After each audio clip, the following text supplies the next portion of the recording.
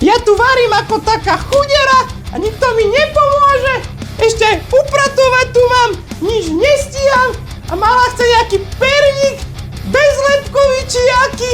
To tí dnešné deti nič nevedia zjesť.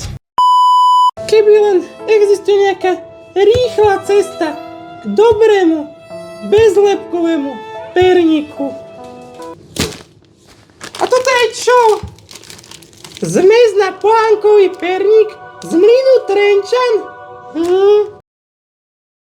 Jaj, ale sa mi podaril. Však? Tak, a teraz už trošku vážne.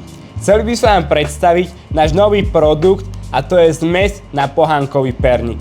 Jeho príprava je veľmi jednoduchá a zvládol som ju aj ja. Takýto perník zvládnete upiec do 20 minút. Návod na to nájdete priamo na obale. Vaše výsledky nám môžete poslať dole do komentárov alebo nás označiť vo vašom príspevku.